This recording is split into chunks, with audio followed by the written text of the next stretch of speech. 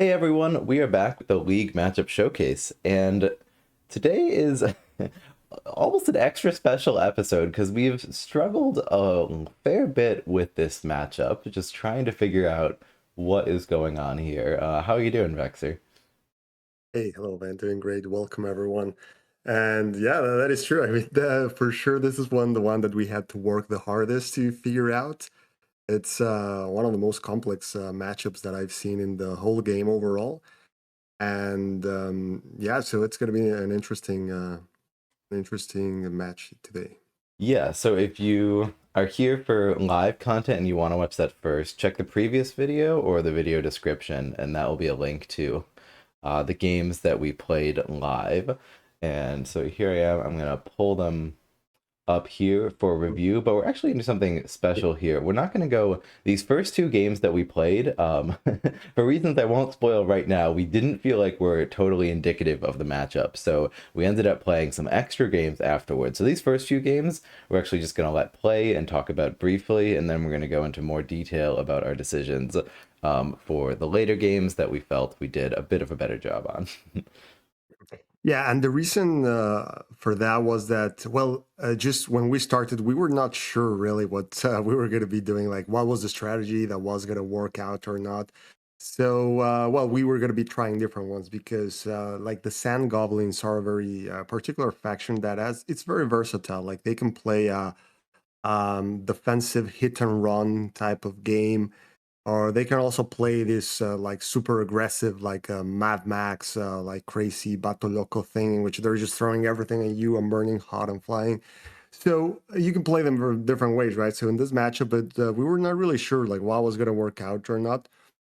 So in this first matchup we're going to be seeing, the idea was like, well, let's play the Sand Goblins in the traditional approach of the one that I play the most, that I find it more because it's more consistent, is just playing a conservative value game in which you're really just trying to remove the targets, like trade effectively, get advantage with the detonates and things like that.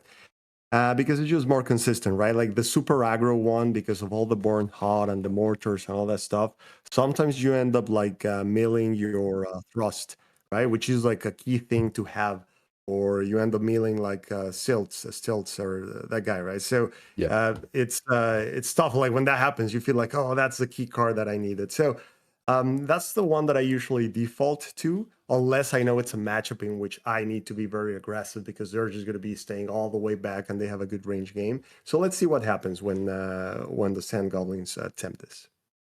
All right, and we shall go. And same with the Forge. So this matchup, what the Forged are most comfortable doing is just running forward as fast as possible, and that's pretty much gonna be that's pretty much my strategy here. Just the default Forge playstyle: run forward as fast as possible, with perhaps already a little bit of extra caution, just to not let the inventor be killed immediately.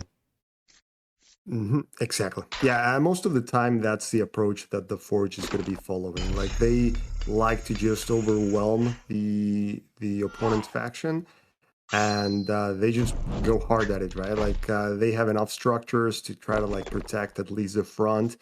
But in this matchup, it's a little bit different because, like the Sand Goblins, with all that reach that they have with flying and burn hot, like it's easier to surround the inventor or reach him out. Or if you get even too close, you're always at risk of all those the point damage with mortars and things like that. So they do have to play a little bit more cautiously.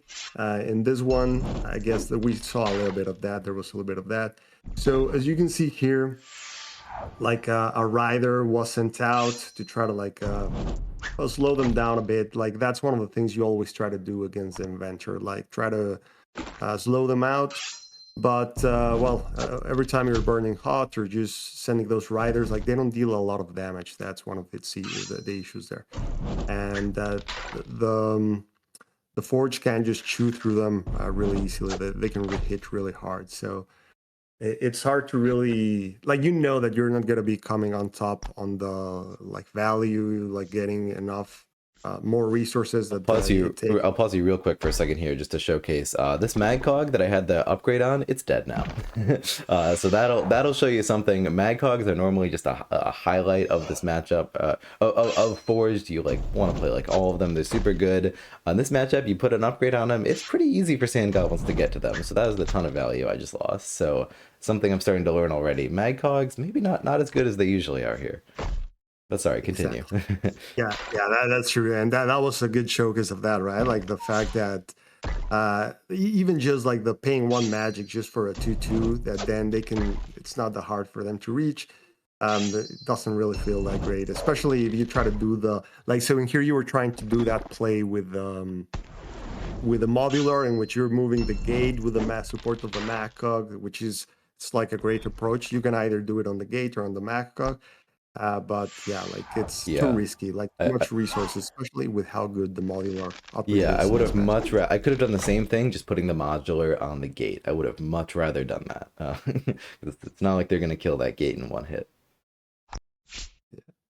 So in here, well, I was in a bad spot, didn't really have good units. I tried to use Kursk once, and then I was going to send him back. I thought I was far enough, but this was an interesting piece. Like if you are really not slowing them down and they can just like do the double move forward, they have the potential of suddenly like dealing a lot of damage, like modular upgrade and all the Forge and Flames diagonals with Ember Cogs and things like that.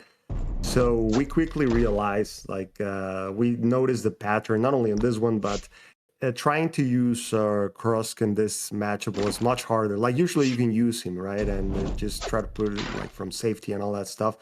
But in this one, like, even exposing a single flank, I can just send him to 3 or 2, or, like, you're pretty much just running away. So in here... Again, thinking that I was relatively safe in there. But then we have to keep in mind something about this guy. It's like the angles here can be... Yeah, the diagonals. Yeah, the diagonal build. Always, yeah. But both of these factions feel like they just have a lot of tricks you gotta play around, like very particular. Like for Krusk, you always need to be looking for those biter lines. For the Inventor, you always need to be looking at those diagonal builds. And if you don't, that might be lethal.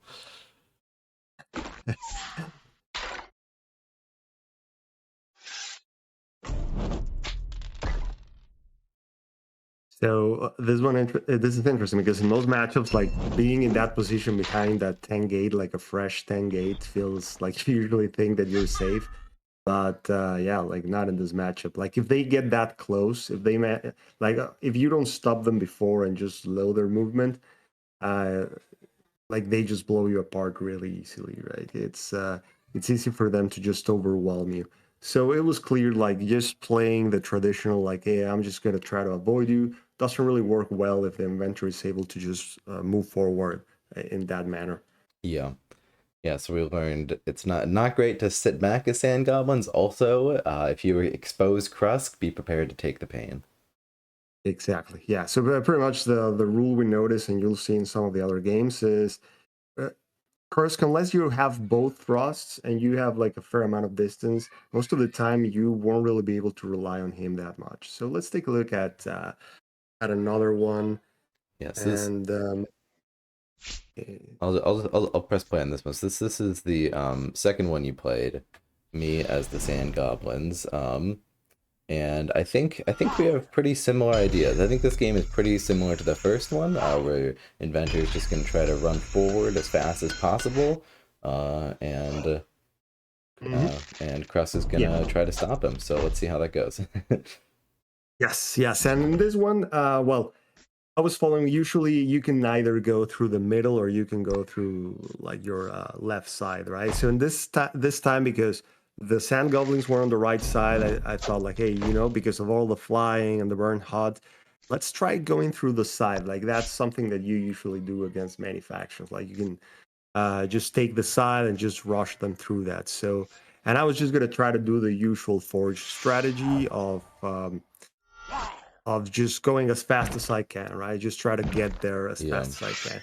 And Here, there was an interesting move. Like Ben sent the burn hot just to yeah, the which front of the isn't gate. something that I'm normally comfortable doing. Like normally I'm a super safe Sand Goblins player. I don't want to burn hot whenever I can avoid it, but I'm already feeling like just stopping their pressure is nice because the first play I considered was just let's just park the gate and then don't expose any units, but then I was like, crap, the inventor could just walk forward 2 spaces, place 2 units, take my gate to half health, and have so much more pressure. Let me just throw this Rust Rider at him to distract him, just to get him to Mhm. take a bit more time while he's coming back here. Yeah, and that worked exactly that way. So my original play there was just to rush 2 spaces forward and start building like structures on his fourth row.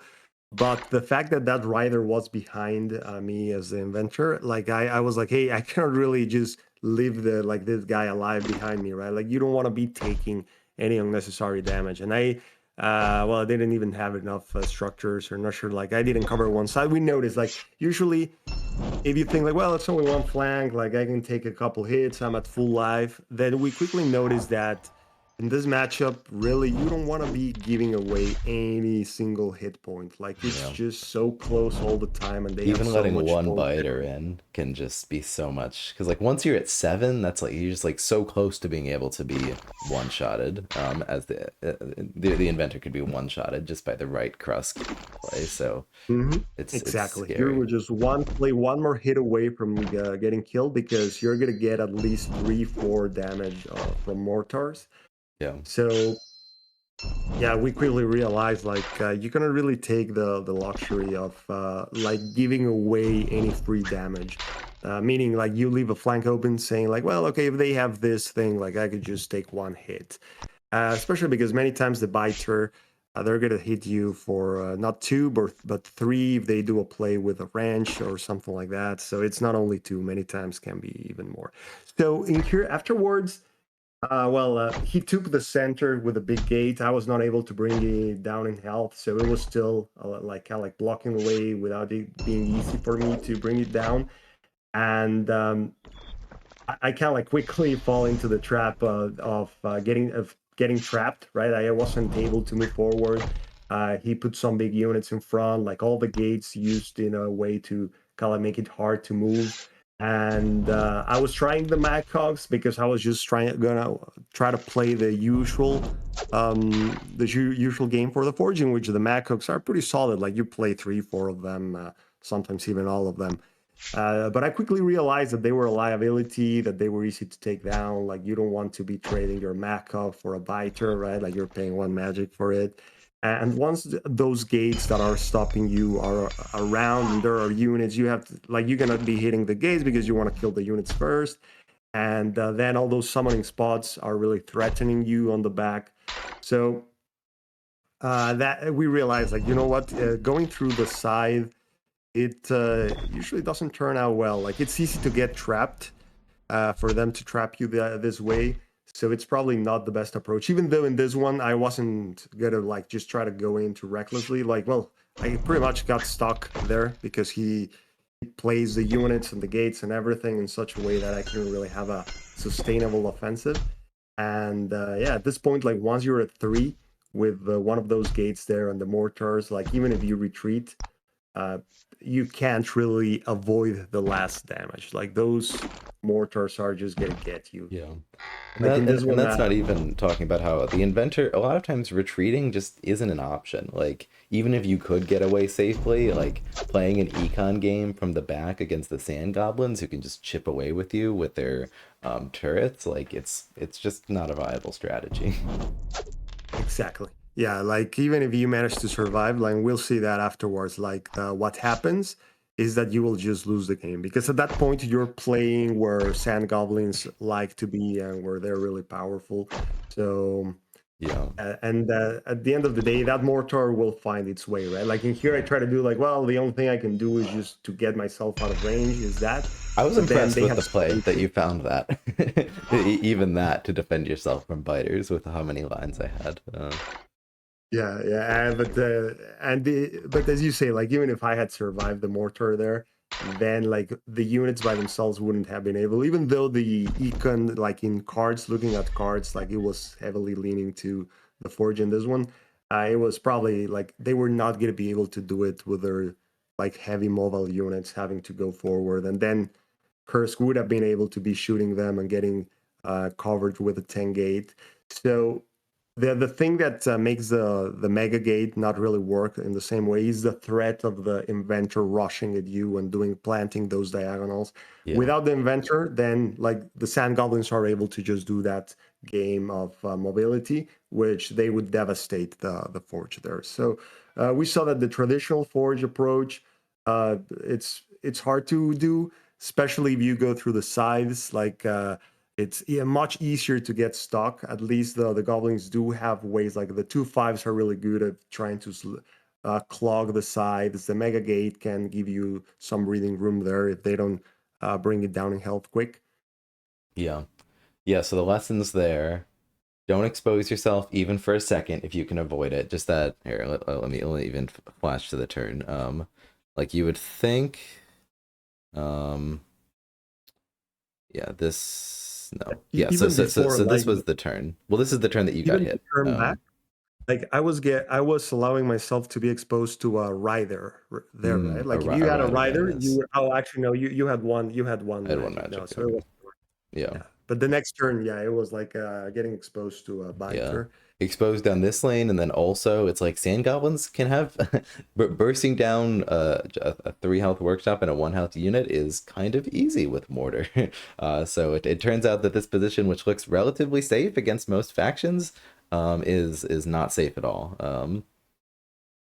So avoid chip damage where you can, though I don't think it's necessarily always possible to avoid 100% of it, but you should sure as hell try. Yeah, like you can prevent like the mortars and things like that, but like the biters and the riders, you can prevent those. Like it takes a lot more planning, but we'll see right now in the next game. Like I think the next one is Yeah, the next the yeah, one of the featured ones, right? Like so we'll analyze this one in a little bit more yeah, depth. exactly. And And this is yeah, a pretty the only other I think lesson that from this game that you already mentioned was forged. If you go down the corner, it's a little bit easier to get trapped. Mhm. So it might be a better strategy just to head down the center where you have all the room in the world. Because yeah, if you get stuck as the forge, that could be game as well. Yeah. Um, Uh, are we gonna do the feature games yeah, first, let's or do we want let's to do the ones that we'll just let roll? well, these are the two that we just let roll. So Okay. yeah, no, let's Oh, get right into the feature. yeah. Well, we have six, so we could like. Not sure if the other two had It's any. it's just five, I think. There's one more, but I'll get into that when we get to it. I think we should go to the feature first. But Let's. before that, real quick, we're gonna keep it score here, and so in the future we might do practice games first, but we didn't say this time, so I have you can't see it, Vexer, but pulling it up on screen. I'm giving myself the points here. That's 2 victories. Vex. So last time it was 1-1. I just got 2. So Vexer 1, Ben 3. We'll see how the rest of the Mhm. season shakes out. The nice lead. I like to see that. Exactly. I'm Yeah, I'm yeah. I'm That I'm was. I'm gonna need it. Yeah, that's a good lead to have at this point. Yeah, but yeah, we'll see. I'll catch up in the next round, so I'll give it a try. We'll see. All right, but let's go ahead. So those were the first 2 games we played, but we're gonna do some more with more analysis. So I think this is the first one. We'll just go step by step. Let me see. Okay, Anything? yeah. So this one was we were going to be trying to apply some of those things. We were thinking, okay, the forge like has to cover all flanks, has to kind of go through the center. The goblins have to be more aggressive, so we shifted that a bit. Like, hey, the goblins like cannot really just wait. Like they have to go and try to get the kill. So let's see how that went out, how that played through. Yeah. So first turn here. Oh, there we go. There we go. Okay. Yeah. Oh, you have the first turn. I see. Yeah. So feel free to talk about it. So in the you can see here, like I had some gates and I went with a forward placement. Usually when you're gonna play like the back game, like you might go with a second row, but in this one I was like, hey, I want to put some pressure so that whichever side the inventor is gonna be picking, I'm gonna try to make it hard for him, like with all those flanks, right? Because whatever opening I get, I'm gonna go for it. So you can keep playing it. Yep, yep. And then so this was like I feel like this turn I learned a lot because we were also we were chatting and you were helping me because I was just and let me go to the beginning of this turn again actually. So I'm just like, where does the inventor go? Because what I want to do is I want to go 2 spaces forward, but if I go 2 spaces forward I'm behind a magcog, and you don't want to be behind a magcog because they can't move. That really limits your pressure. The inventor, you really, as a general principle in most matchups, if you can, you want to always have the inventor be behind a unit that can move next turn, and not just move in the attack phase, move in the move phase. So wouldn't be good to just have the magcog there, but it's like, okay, not a big deal. I could just I could just move the magcog somewhere else. Like I could build something here, magcog swaps over here, embercog goes over here, is in front of the inventor. That's still great. You think so, but no, I'm still in range of a biter, and as you've been talking about, every little bit of chip counts. And so is it really worth exposing the inventor to 2 damage from a biter right now? Potentially even more if like they have like some crazy detonate something something. It's just like, no, that's not worth it. So instead I'm just like, yeah, let's just go 1 space over with the inventor. Let's not expose ourselves to anything here. We'll keep a unit that can move in front so we can still threaten going 2 spaces forward here, but it's just not worth the risk of taking the 1 biter, was what I was thinking. So Mhm. Yeah, yeah, and with the Viter, it's not only the 2 damage. What you want to achieve as the goblins there is the fact that you're like slowing them down because now they cannot move through the front, so they have to go through the side, and that's slowing them down. So that's also one of the big advantages that you get there. yeah, So and this one was also before we completely declared that the Mac Cogs were useless in this matchup. So yes. there was still a little bit of Mac Cog play. Yes. And I think I would have done this turn a little bit different actually too. Because I could have just had this Ember Cog be the thing that was sitting in front. I think I would have put the Ember Cog here, so it's sitting in front, to block, cause and then I'd move this Mag Cog out of the way, so the inventor could at least go 2 spaces forward next turn if you really wanted to. As is, I needed to leave this Mag Cog to block a Rust Rider coming back. But yeah. Exactly. Yeah. In there, I guess the idea was that you were just assuming that Mako was gonna die and you were okay with it. But what you mentioned is probably a better approach. That way, you don't give him like the easy magic and still get him out of the way. Yeah. And sometimes sometimes the opponent will be like, "Oh yeah, I just won't kill that. I'll just make Yeah, you take your time." So it's outside of your exactly. control.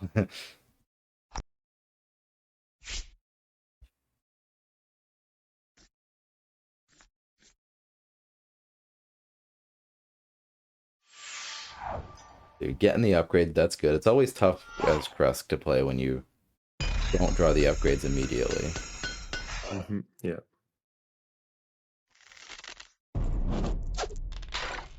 And yeah, just taking it easy for a turn. Did you consider going any more aggressive that turn? Not because you were completely out of range of everything. I was really like, I still don't like to use Burn Hot unless I'm going after the summoner. Yeah. I mean, at this point, that's what we thought, right? I didn't want to do that, but then we learned that that's even viable. Like if because you won't need to be so aggressive, so all in that we ended up doing that, and we had much better results when we were just doing that. So in here, I was still just waiting you, like, hey, okay, move whenever you move forward. I'm gonna try to get you with those effects. As I had the early gates, that kind of gave me that huge range through either side. Yeah. Yeah. And yeah, it's looking tough. Like any sort of advance that I'm doing, I'm like, I need to build so many units just to keep myself protected, and that just feels bad because it like those units aren't attacking this turn. I'm just using them as bodies. So in general, that's a bad for the value play, to just throw a bunch of units that are gonna die. But it's what you have to do if you wanna if you wanna stay alive this matchup. So it's exactly what I go for here. Um,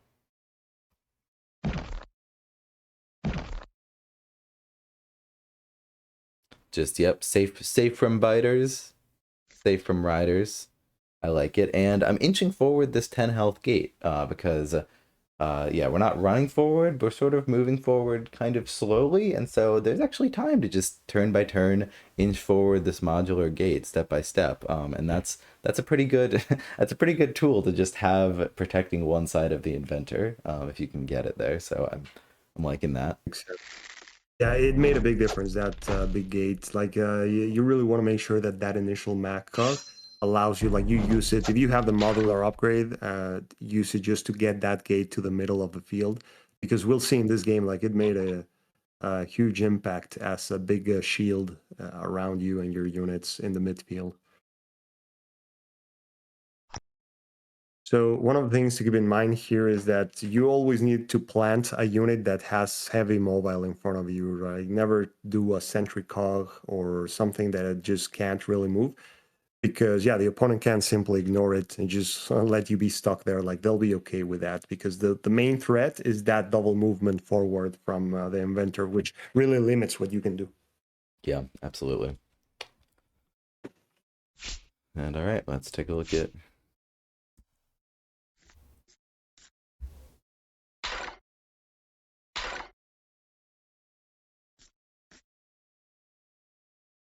So your Mac cogs are usually gonna just get eaten up by the biters. Like, they're a great target for them.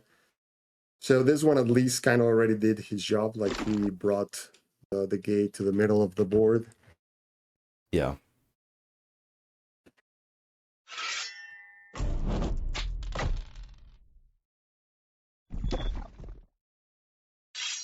And normally, like, it feels kind of bad to like throw units in the Forge's face just because they're so good at burning down anything. Like a 2/5 like right in front of the inventor, he loves that because he's just it's a big value unit that he can rip through like it's nothing. But if Vexer had just stayed back and had not put anything in my face, then the inventor is going forward 2 spaces, building in the Sand Goblin side. That's way too scary to let that happen. Yeah, and in this one, like, that 10 gate moving forward is, I mean, it makes things really complicated for the goblins, because then your like mobility game on the back is very limited. So yeah, I send like a rider or one of your own gates if it's even closer. It's kind of like the ways that you can try to have to prevent it.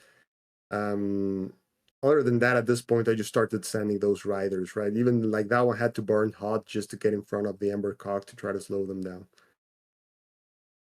Yeah, yeah. Let's All right. keep it going. Yeah, and so here I think I'm a little bit upset because like I can't really advance with the inventor here. If I move forward a space, the only way to block the inventor then would be to bring a mag cog in or place a barricade. And I really just want to avoid putting something that can't move in front of the inventor when I can, because that just might give them the time that they need to settle down. Um, so think I probably just stay where I am. And this is fine. I can steal some units from here. Oh yeah, this is great. um, Mhm. happy to be trading and still threatening pressure for next turn. So they've still got to respond. They got to do something. Otherwise, I'm still just gonna be waltzing on forward next turn. Mhm. And this is what we saw every time, like, the goblins would send like a wall of riders to try to like slow things out. Like, they would just get wiped out really easy with these lines of blast forges and embers. But there was still like a role to be had in them slowing them down, because if you don't do that, it's easy to just get overrun and really quick before you have like the elements for like the thrust upgrade and those things, which is usually fatal if you don't even have that to try to do some good plays back there. Yeah. All right, ready for the next turn? Yeah, let's keep it going. So in here, I think it's when you were able to consolidate. So this was something pretty cool. Notice, like, usually you can discard the gates with the inventor, right? Because you don't need them. Like, you can just be building like units. But in this case, like, they are really great shields, as you'll need to keep advancing and covering like all the sides well. So after this, we'll see that. So in here, I just went with an aggressive play, right? I was like, okay, I need to just start chipping in. If I send him to 5, he won't be able to keep moving forward. So my only way of doing that was just risking a cross on one flank. So I thought, let's give it a try. That way I can position that biter that is going to go there. And I didn't get the kill there, the 3-3, but then have the gunner as the backup to at least be able to attack with this guy. And this is And pretty scary, like inventors hitting the critical health threshold of just like, I'm just gonna die. I gotta keep going forward, but I'm just gonna die.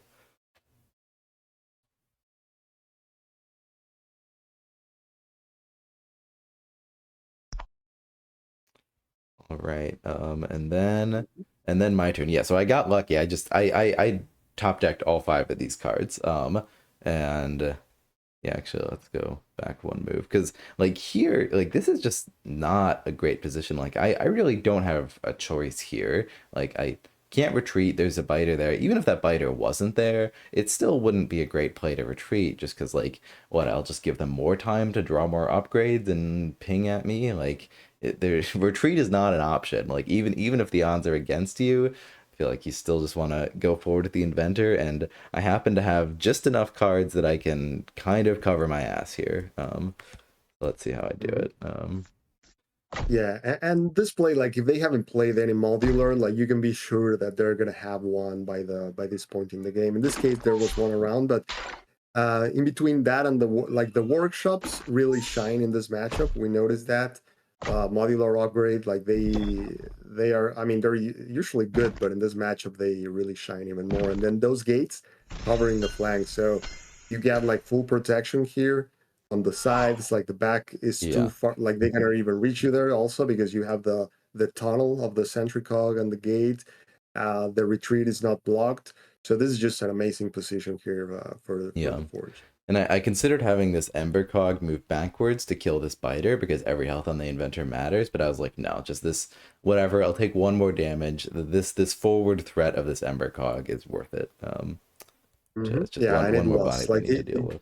it Yeah. really made a big deal because like you're gonna be throwing 8 dice right now on Kursk. So then having to escape from an Ember Cog with a reach, it makes positioning extremely hard. Yeah, and so yeah, Krusk was like, whatever, I'll expose myself on one flank, surely it'll be fine. Nope. I mean, I got lucky Yeah. drawing those cards for sure, but Forge can be lethal.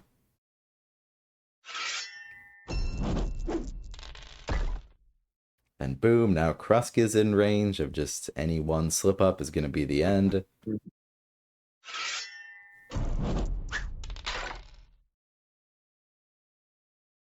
At this point, the goblins are also kind of in all-in mode, right? Just any way of getting damage into the inventor. Yeah.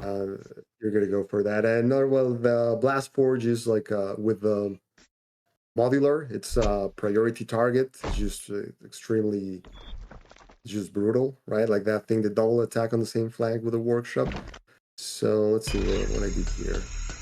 So I had the mortar. I try to kill the blast forge and then just get some damage on.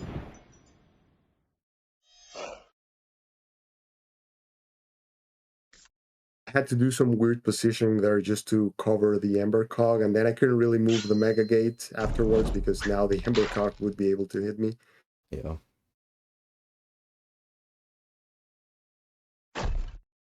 And yeah, also playing around, like, because if this Blast Forge cog dies, then the inventor can go one space forward and build diagonally, so gotta be careful of that. So yeah, if they hadn't thrusted back, I could just have an Ember cog kill Krusk. Is that what you were just saying? Did I just repeat that?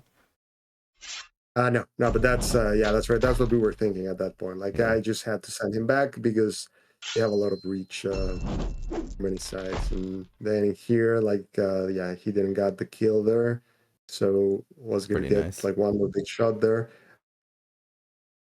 But then yeah, that thing Oh, killed yeah. it. So I think But that I was had another actually one. better for you because that opened one. I'm not sure if Hmm. let's see what happens next. Yeah, Like I think it's about equal because yeah, because here now I get the Forged in Flames. Oh, Yeah. okay. I just don't remember what I did. No, that is better. Well, so if you hadn't killed it, I would have. Yeah, I'm gonna focus the 7 health gate here because I realized that's just an option. And if you hadn't, I could have modulared to get those dice on it, but I think these dice are actually better odds. That I managed to get with the blast forge, and then doing 1 damage, and then also the Ember Cog. Yeah, I think in total that's 1 more direct damage on the gate. And so yeah, I Hmm. just see.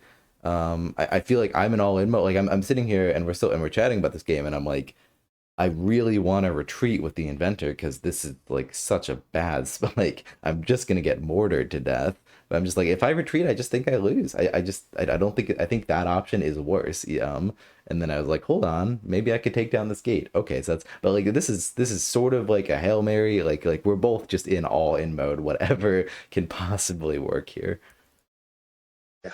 Yeah, and before this, like you usually see the gate at 7 and just assume that the gate is like, hey, well, it's outside of the range of the kill, but like just with the burning flames, and then you have like 357, 7 million hits. So it's always like the gate can go down really quick. Woohoo! And pretty Yeah, much in this match, like once that happens, the game is almost over for the goblins. Like unless you have them at just a couple points and you have a way of dealing them, you lose too much momentum, too much value there. yeah. So I think at that point we said like, yeah, that's probably the game. Like if they get the kill on the gate, that's gonna be it.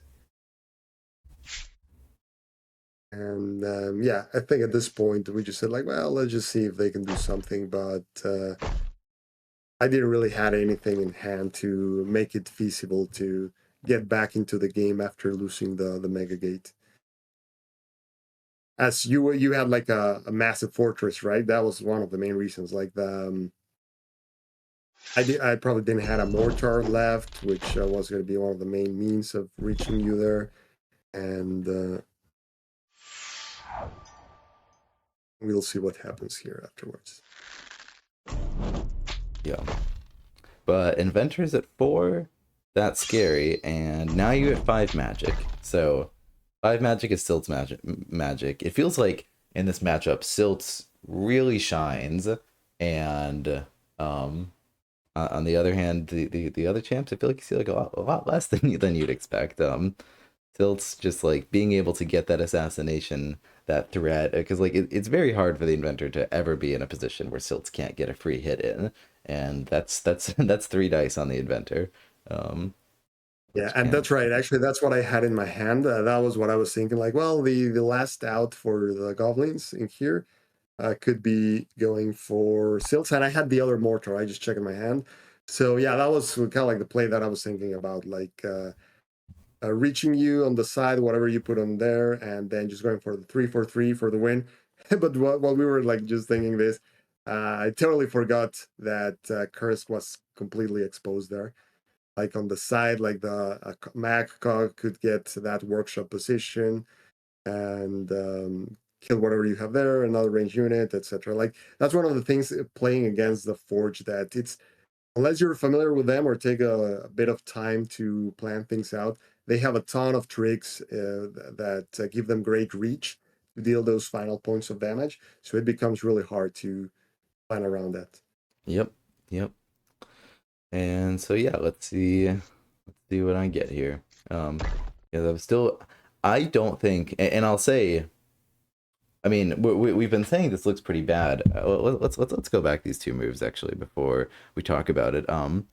If I don't kill Krusk here, I don't know if there is a single position I could be in where I would not lose to Silts. Because did you have a mortar in hand as well? Is that what you just said? Yeah, yeah, so I had the mortar and silts in my hand Yeah. and a biter, Is there scavenger, and fighter. any defensive position I could be in where I don't lose a Silts besides literally just like moving back 2 spaces, which even though I'm ahead, I'm not so ahead on econ that I can just move back 2 spaces and still win. Like I think the inventor needs to stay in here, and I honestly don't know if there's a single position I could go where I'm not dead to Silts next turn.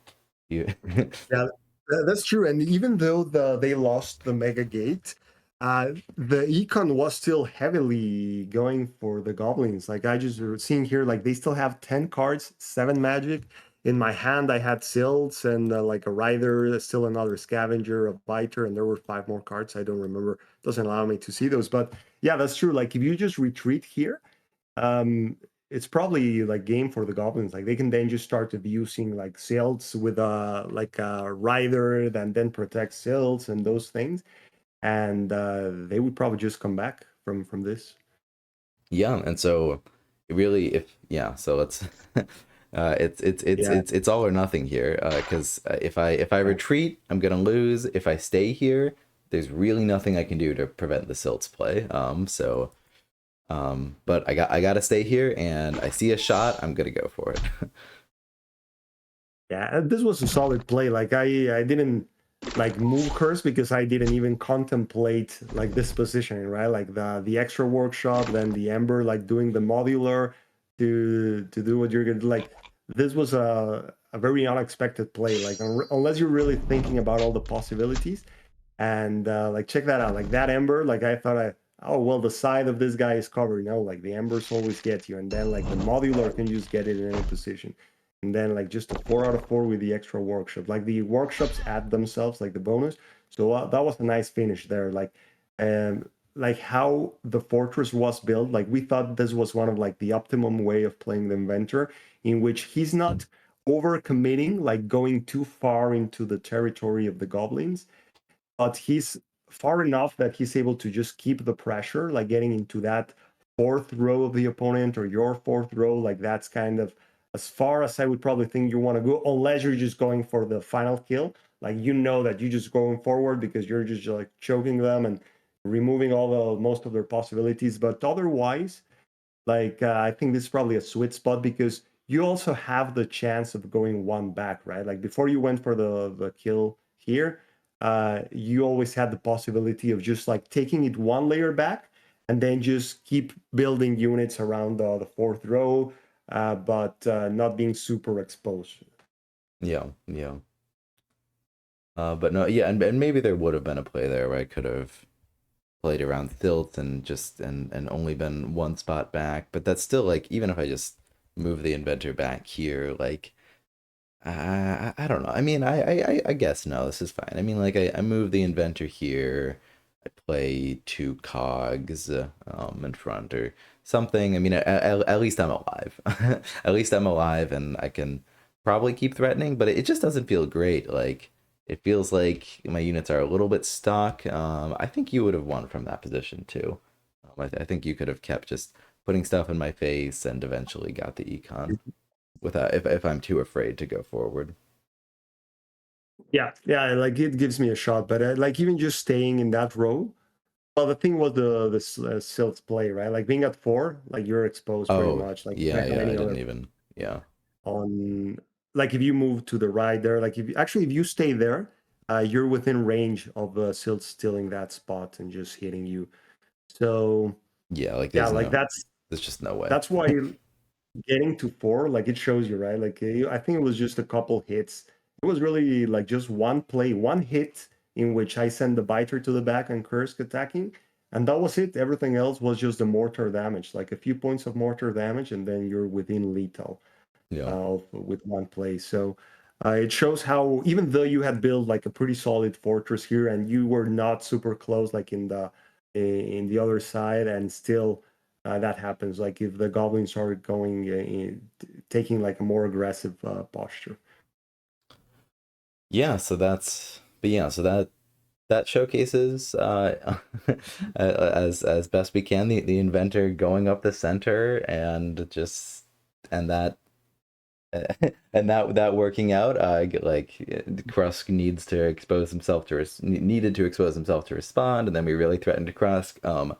I still I didn't really anticipate it, but upon rewatching this, I still feel like the cards are kind of in the Sand Goblins' favor. Like this game went pretty well my way. And it still feels like I was at the mercy of just needing to run forward and pray. So I still felt like this was a little bit Sand Goblins' favored, even when the inventor is at his peak here. Yeah, yeah, could be. I mean, let's take a look at the fifth one, Yeah. in which we're going to be showcasing the Sand Goblins. Like, what can the Sand Goblins do? Yeah, and I'll It's just Yeah, and Like it's similar to the aggressiveness that we saw, maybe even more, but there's also a balance because if they are really protecting themselves really well, it's hard to get the full assassination. So let's see how that can play out. yeah, and I'll shout out quickly before that. There was there was another game that we played. You might have seen it on stream yesterday. I'll have that one linked in the video description if you wanna watch that.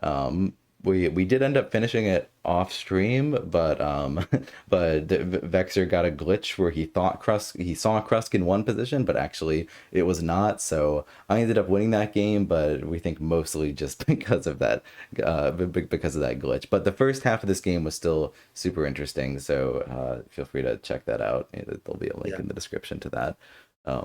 But we have Yeah. we have another interesting game to cover. Yeah. Take a look. All right. So Sand Goblins first, yeah, and so has your strategy changed at all for what you were looking to do this game? Yeah. So in this one, well, it's a similar approach, but even more aggressively. And just looking for any opening on the inventor, making it really hard for the inventor to move. So even in the opening here, I tried something a little bit different. Let's keep it going. I built one of the riders on the other side just to threaten, because I didn't have opening gates. So just to threaten the sides if the inventor tried to move like the double space to them. Yeah. Which, I mean, at the end, I wasn't really sure if it was a great use of the rider because now I was a little bit low on health, but I wanted just to have that option. The thing is, I ended up having to, like, that guy, to get him back into the action, like, it costed me one card. But it was really just to not allow the inventor to try to take the right side and move forward too much. Yeah.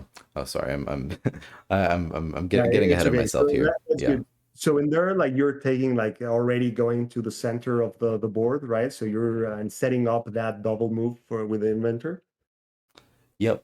And same thing last game where I'm too scaredy cat because he didn't kill that Magcog. Too scaredy cat to go here with that spot open for the biter. But so just one space and we're already ready to go forward two spaces Mhm. next turn. So pretty happy with that.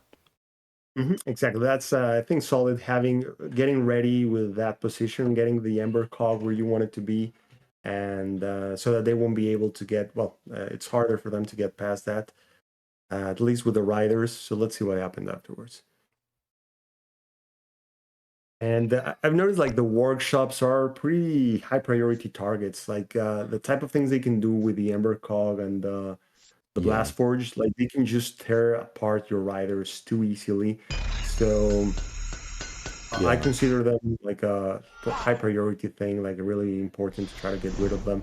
As you saw, I had to burn hot to get that rider back into the action. So that's why I questioned then if it was like a great idea just to plant him there. Maybe it's just better to have it in hand. Not sure. Like it does prevent the inventor from just taking the other side, but maybe it's not worth it. Like even if you do that, then maybe you can just shift stuff to that side.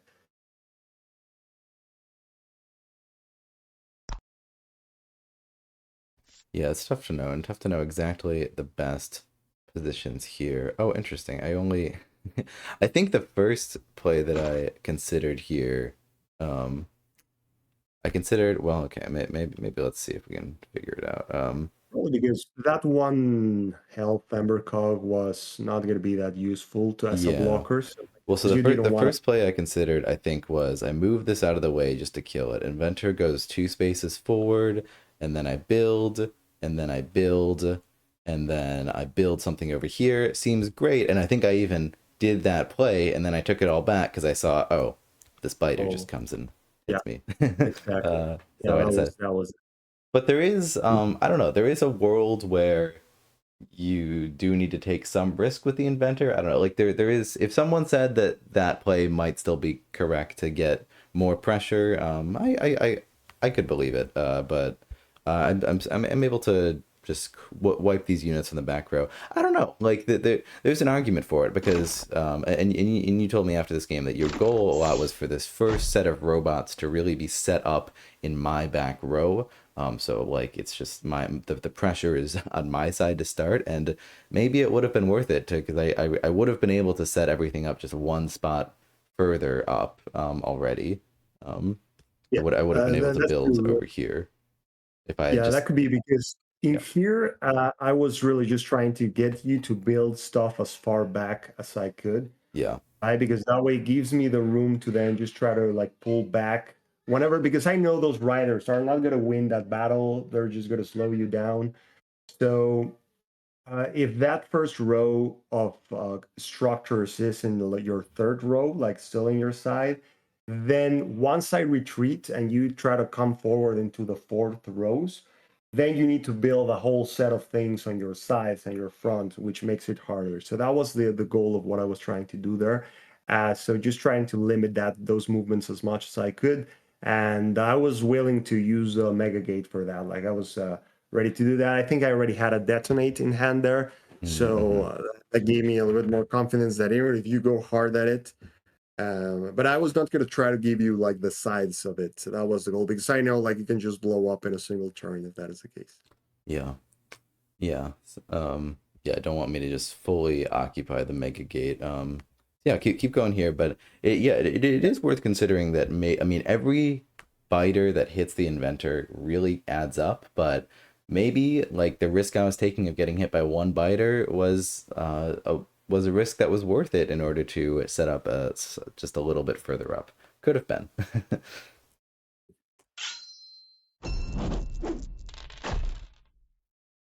Yeah, I mean, the play you did here, I think it was solid because pretty much you almost wiped the. I mean, Yeah, you kill. but everything's one row back. I could have been one row more forward with everything. Yeah. And let's see what I had at that point.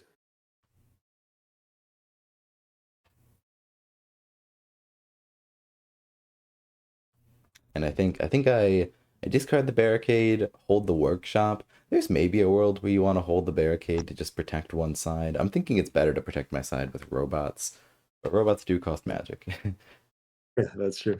So I had a biter in hand, clink, mortar, detonate, and scavenger there. So yeah, if you had moved forward one more, a biter would have gone to your back to Yeah, start biting. So that would have yeah, hurt. so then here, I mean, I didn't have the more like the bulky units to try to stop you, but I was like, hey, it doesn't matter really. All I want is to stop his movements. Even if these units are gonna get blown up, like even with Forge in Flames, at least I slow him down. That was the goal. I needed a little bit more time. I already had the mortar, so I was like, you know what? This is a perfect position here to start chipping down, even though I mean, he's at full health and all that, but you're inflicting damage on all his stuff, which is good. Yeah, That way, even the biter was going to be able to neutralize that blast forge. Like at least the good thing with the Ravas, like you just need to bring them to one life until they become irrelevant if they don't have a target next to them. At least with the blast forges, which is harder for them to get a target. With the Ember, like it's easier for them. So yeah, I got back the rider, like they are key in this matchup. They are the only ones that can like at least slow down a little bit more. yeah. Yeah, and it's interesting the dynamic here of you kind of want to mortar as much as you can on the inventor's face. Like if you can do a mortar and it hits the inventor, it's worth it. And that actually doesn't mean that you're sacrificing the end game. In a lot of matchups, it kind of would. But here, like the inventor's end game highly depends on his ability to just like be able to put forward pressure. And so the Sand Goblins can do a ton of mortars and still win the end game, which is super interesting. Exactly. Yeah. Yeah. In this matchup, like every single mortar that you can throw in that hits the inventor, you take it. Like it doesn't matter how many cards. Like we'll see it in this matchup. Like I'm just gonna keep using mortar after mortar and just burn my deck really fast. Yeah. Um, and let's see my response here. All these units are at one, so that's pretty great for me. Um, gonna try to do a bit of a clever play of just build a bunch of robots. But like I see it, and I'm just like, yeah, I'm about to walk into 4 turns of mortars. Like, and like no way in hell am I backing off like to avoid the mortar damage. Like that's not a winning play. Like it's time to do this. And I struggled a little bit with this robot placement. Because I really would have preferred to have the sentry cog here and the ember cog here to get more damage on that gate. Like just threatening that gate, because once that gate is at like 7 or so, like you're already thinking about detonating it. You're already scared. But I really just didn't like the position of the sentry cog in front of the inventor. Like sure we could go up this side, but it's just one more way in which I can get blocked. And so it's way easier for me to go forward if it's the ember cog in front. So went with that play. Yeah. And looking at this, well, no, okay, you haven't played it yet, so Oh. yeah, I was looking at the modular in your hand. Yeah, I struggled with that. And actually, I mean, I'll spoil it. I ended up holding this modular for a while without using it. You think you would have used it here? Um, could be, well, you usually want to use it for a little bit more value. Like you had in there Exactly. just extra damage that you could have put on the gate attacking with both. Yeah. But at that point, like I might have like put the coolant on the Ember cog and the modular on the Ember cog, and that could have To been get it because you later. had enough magic. Like you really didn't need the magic there. Yeah. Yeah, I was hoping, especially after that last game, I was like, this modular is super valuable. I should either be using it to bring up my gate, or I should be using it to like get a bunch of burst damage. And it just was like, I'm gonna get like 2 extra range dice on this gate if I use the modular. It's not worth it. I guess it would have been Yeah, one melee that's too. But it's but it wasn't worth it. That's true because you can get so much more out of it that it's yeah. better just to leave But this. I mean but let's also let's keep that in mind because I ended up holding this for what felt like way too long. So it's possible that I should have just gone with it here. I also could have And like moved the gate forward. Do you think it would have been worth it to move the gate forward one space there? no, Like, it's not worth in that situation where you have the workshop there because yeah, everything you move back becomes irrelevant, right? exactly. Like that workshop, when you move it back, then that workshop, like it's just that card won't really do Yeah, anything. That sentry cog, if you move it back, then that sentry cog just dies. Like it doesn't do anything anymore except for like protecting you through that side. So it seems like the big gate movement is really just relevant if you get it early to use one of the Mac cogs to be bringing them up. yeah, Otherwise, like if you try to use your embers or things like that at the beginning of the game, once you move them back, they kind of become irrelevant or yeah, start costing like 1 damage every time you want to try to bring them from behind to try to attack yeah, something, which you might not even have anything to attack if it's the beginning of the game and you're on the second and third row. So that's a tough thing with the modular. Like maybe unless you get it early and have the Mac hog to use, or have still a Mac hog that you think it's worth using, I might really just use it on the big like embers and blast forges when you want to do the double attacks and have some things to protect them. Because what's certain is that you want to use it on something that will only at most have one flank exposed. And ideally, it's something that there's a gate around or a barricade to shift them back and just leave the barricade to be attacked by the enemy. It's like, it's horrible when you're playing against them and they do that because those things hit really hard, like a blast forge, and then you cannot even attack it back. Right. So that's the type of situation that I would try to save the modular for. yeah, yeah. And I think you're right. Unless you can do the 10 health gate play, 10 health gate modular magcog play early on, it's really not worth it. Like at this point, it would take too many turns to bring that 10 health gate up. Not worth it. Yeah, and it And would I don't have cost the you like if you magcog. already built stuff in front of it. I think that opportunity is gone because then you would just be validating any card for that. So look at that. So in here, I was considering the workshop as a high priority target, but oh wait, did I do the? Oh, I was going. Okay, yes, yes. So I did the burn hot at the workshop. Not only because I noticed, like, man, these are really strong with all those plays with modular and just like with the ember and all that stuff, but because by doing this, what I was like, okay, I cannot slow you down on the fourth row because you already took the fourth row, right? Like mostly you have presence there. But what I can do is by leaving two brand new riders on the side, one on the side and one on the other side, it's going to make it hard for you to try to move forward because you would be leaving yourself exposed on the back, or Uh-huh. you would need to use stuff to build on the back. So that means that's not stuff you're building in my side. So I thought about this play after like what you did in one of the first games in which you sent that rider there and burned Hodges to hit one of my units. And then it just slowed me down because I couldn't really move the double space forward without leaving one rider on my back. So, and it seems like it I felt like it at least succeeded in slowing you down a little bit.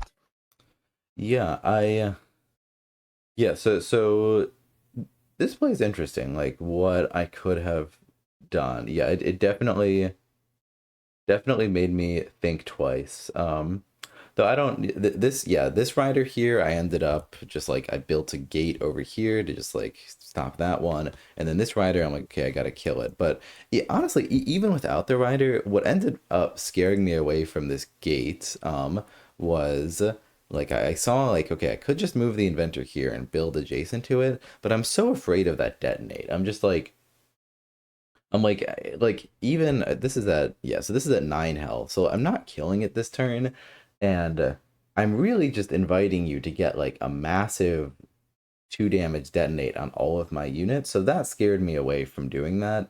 Honestly, there's a world where that was the right play anyway, even with how much damage I was gonna be taking. How bad that feels.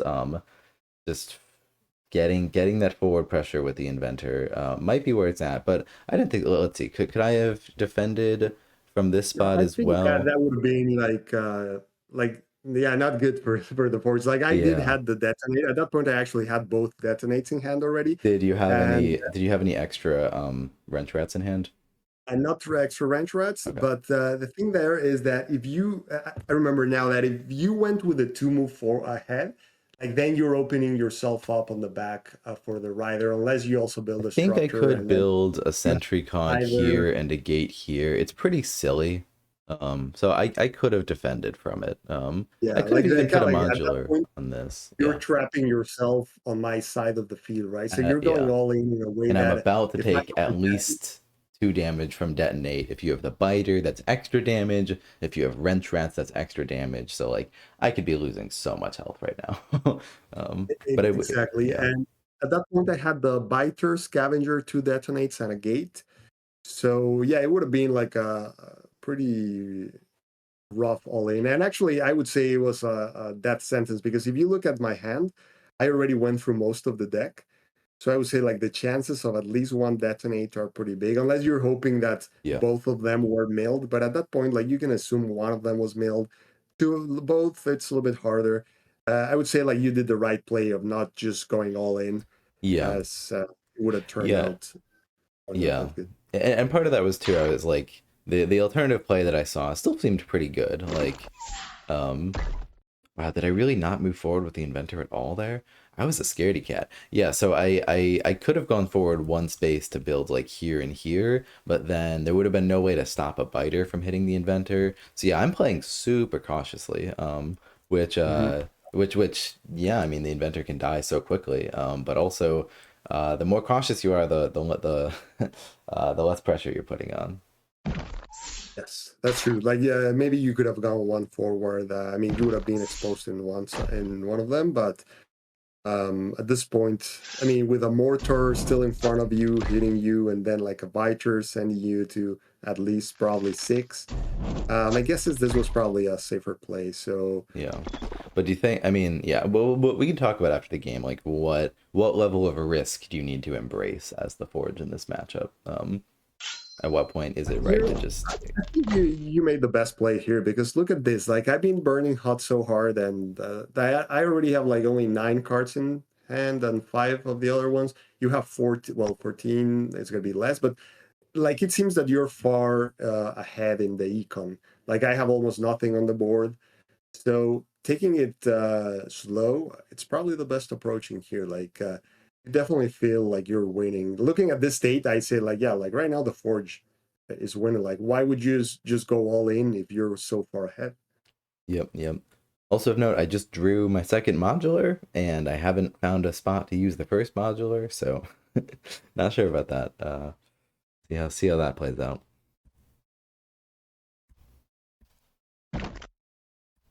Oh wow, you really took it passive this turn. Yeah, and in this one I was like, okay, so I'm not able to like keep out the pressure because my hand was just a scavenger on the biter, right? So I couldn't really keep sending stuff to slow you down. So I was like, and I'm at 7 with a gate. So I'm thinking like, hey, he can destroy my gate and the game is over. Like I have both detonates in hand. So I thought like I was thinking, should I just detonate it? Then I considered this like, hey, if I just do this play and just take it slow, send it back, kind of like hoping that you would like start coming in, and then I would be able to do a bigger play. So I saw this one, like at least the Ember Cog at one, it was almost neutralized. Like he wouldn't be able to, like you would have to move it if you wanted to do something big with the Inventor. The other one couldn't hit the gate. So I wasn't concerned about like the gate getting destroyed. I was just trying to buy a little bit more time to draw something. I didn't Yeah. even play like the Viter, the Scavenger. Like I felt like it was not worth it. Those two Sentry Cogs there are doing a great job of just making anything that I try to do like not a good economic approach. Yeah. Yeah, so this next turn, I'm just gonna let it play. I'm gonna say this is the one turn where I feel like I made a pretty big misplay. So let's see if you can spot it.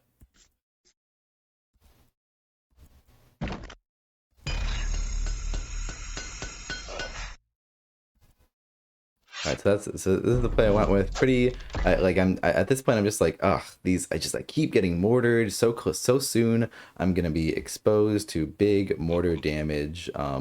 Really worried about that. So let me just retreat and see how that goes for me. Let me see if I can play a bit of a longer game over here. I put that Ember Cog over there to defend from the Rust Rider.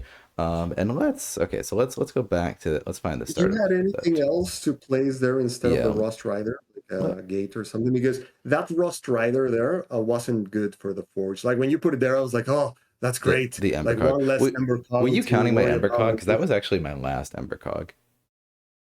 like those guys are a nightmare to deal Yeah. with, and the goblins. So when you put it way back, I was like, oh, that's awesome. Like Yeah, one I less. was hoping to bring it forward, but yeah. So yeah, let's look at the other options here. I mean, the other option really seems like I just need to run forward. You're at 4 magic, so you don't have silts, so that's kind of nice. This Ember Cog I just send it to nowhere. This Ember Cog goes forward. Inventor goes forward. I only have 3 magic. I could have discarded a modular the previous turn to have 4. Maybe that would have made a pretty big difference being able to build 4 robots instead of 3.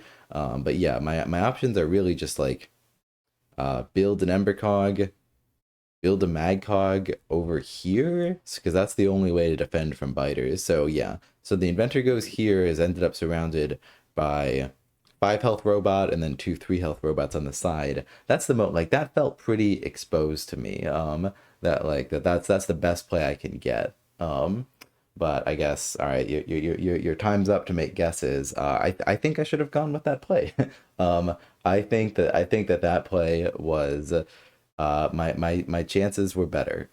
Like it's not a great position to be in. It's not the best push you've ever seen. At least I'm defended on all the sides. And they don't have Silt's magic. I think I just needed to cast the die here, the die there. I think the odds were still in your favor there, but I think the odds are less in my favor if I retreat. Just don't think that's really a viable playstyle for the Inventor here. Exactly. Yeah, no, retreat it's something that he cannot really do. Like once you remove the threat of the inventor, all the other units are really not that dangerous. Especially when Kursk is still at 10. So yeah, that's true. Like not having the fourth magic made a big difference in what you could have done because yeah, like you could have gone forward and but the thing is at that point it's tough because you won't really be getting any magic out of that play. You would be at 0 magic just with the modular in hand. So it wasn't also a Yeah. great place to be in. What do you think you would have gone for there? Hmm, let's see here. So you needed to use one of those modulars, but there was nothing to hit, and that's what I was trying to do. Really, give you nothing to hit, nothing worth hitting like you could really get some Yeah. value out. I could maybe do like Ember Cog to here. Inventor just goes 1 space up, put an Ember Cog there, and then I could put a modular on the 5 health Ember Cog and just hit your gate twice. So at the very least you have to detonate next turn.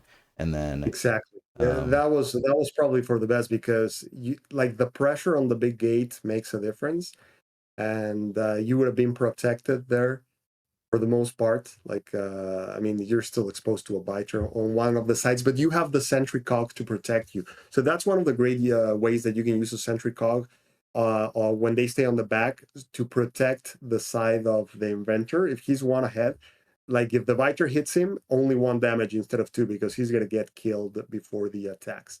So that was a good position to be in, like the fourth row, and still Oh, I have see. that Yeah. layer of the So cogs. so I could have maybe not even, yeah, you're right, it's only one damage. So I could have built like the sentry cog over here because I had three magic, so I could build two robots. So maybe I go forward one space and then build the sentry cog over You here. want the other side because the rider can also get you, Oh, you're so right, you're it's right, okay you're right, you're right. to Yeah.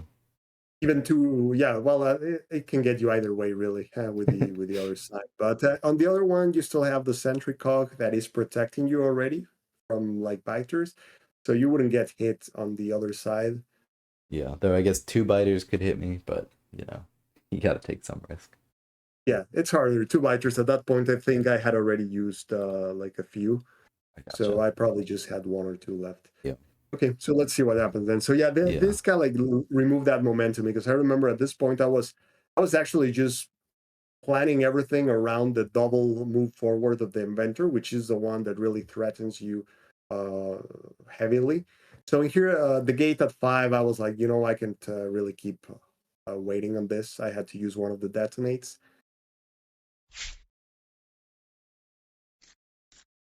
Yep. So let's see it. Yeah. Even with the inventor back there, that's funny. It'd be tough for me to kill that gate from so far back. Something that's definitely hurting me is the fact that you've killed both my workshops at this point.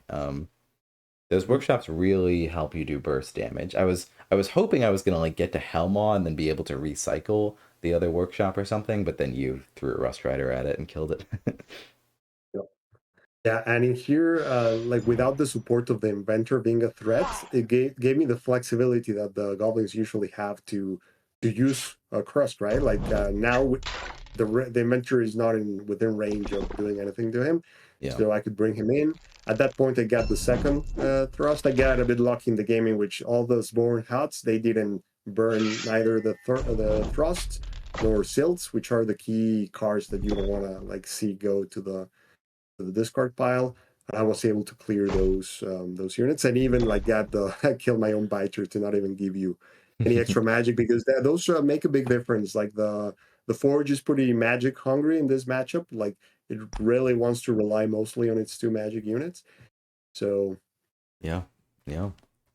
all right, so let's see what happened afterwards. Yeah. And then I'm like, all right, now's my chance to go forward. Let's see. Yeah, that goes for me. At that point, you realize like I cannot really stay back. I have to go Yeah. back in. Yeah, I mean, I was always planning on. I was hoping to bide my time a little bit and then keep advancing, like with the 10 health gate. So I was planning on going forward again, but I don't really think I realized just how much of a swing it would be with you just like getting that turn with Krusk and with your gate. Like you can really just start to do what the Sand Goblins want to do when you're given that space when the inventor isn't threatening you. Exactly. Yeah, because he's so far back that even now the double movement, now that I have thrust, is not that big of a threat. It's only seeing like 2 damage or something like that. So in here, even like going all the way back, Yeah. and I think I finally said like, okay, after holding 2 detonates for like 5, 6 turns, I'm just gonna use it. Like I cannot risk at this point the game. It turned to the Sand Goblins, so I cannot risk the gate getting There was destroyed. a I second there. actually Yeah. Go ahead. yeah, The like after I bring it back at 10, now yeah. it's a tool that I can use to slow you down because now you're coming back in. So I Yeah. want to have something to slow you down. There was a second there where I thought you were gonna like just move it in front of Krusk to protect you, and I was like, oh, I got it. I got the game because if you just move that to protect Krusk, I'm gonna go forward, build two Blast Forge cogs, modular upgrade, 6 dice on that gate is gonna kill it, and I think that's game. But then I saw you Exactly. do this, and I Yeah. was like, no, you're gonna detonate it.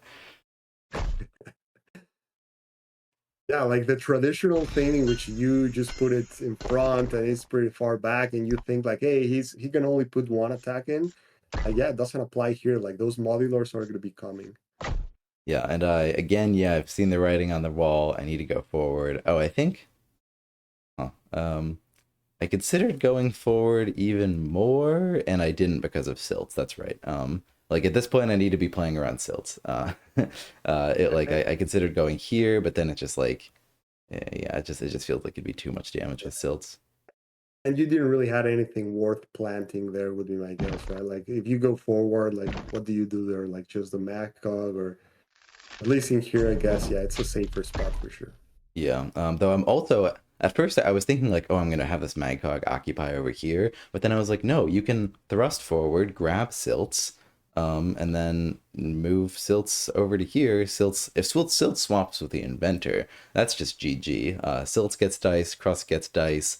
I'm sure you have 10 freaking cards in hand. Like I'm sure somehow you'd be able to finish that off. So I'm like, okay, I guess I just gotta leave the inventor here, but my units are Yeah. super exposed, super expensive. I'm rapidly falling behind on econ when like 5 turns ago it was pretty even on econ. Exactly.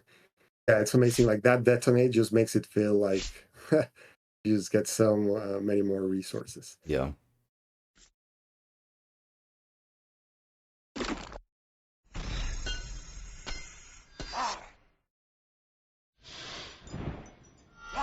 One by one, the doom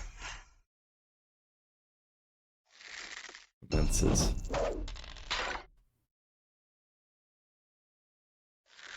Get the 3-on-3 on that blast forge to add insult to injury.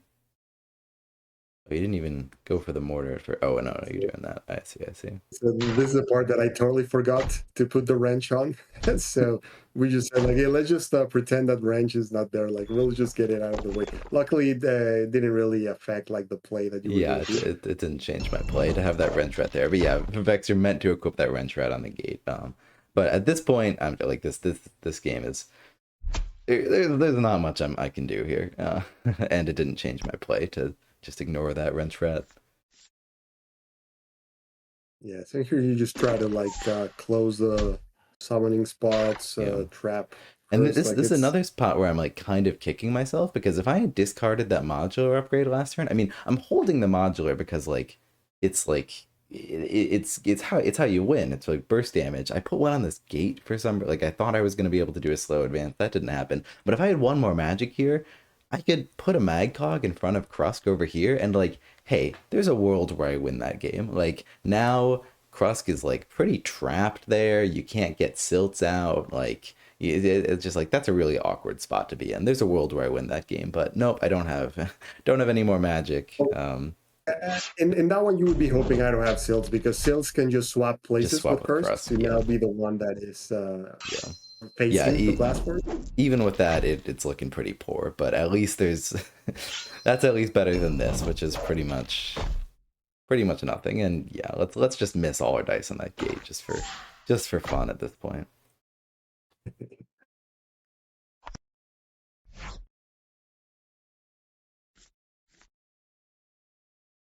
Yeah, and at this point, with only one magic, it makes a huge difference. Like once you remove the threat of a blast forge of or the other one, you're not really that concerned about the type of plays that they can do. And my focus was really just making sure that that blast forge would die. Otherwise, I had the battle like using the gate to the gunner. Then it was out, and then that was at that point that was it, right? Like with one magic, you cannot really do anything against Silts or Kursk. Yep.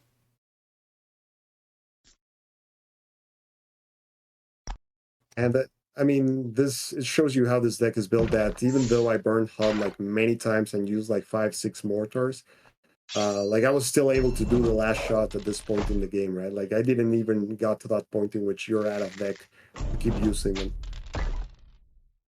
Yeah. No, you've econ. It's firmly in your favor.